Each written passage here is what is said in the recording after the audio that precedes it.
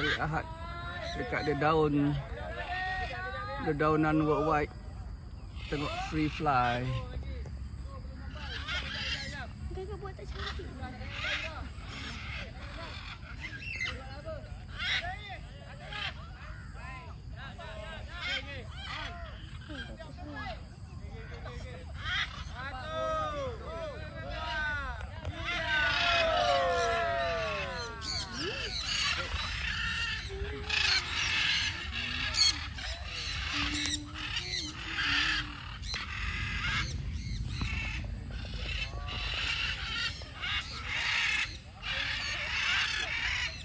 Balik burung helang merah.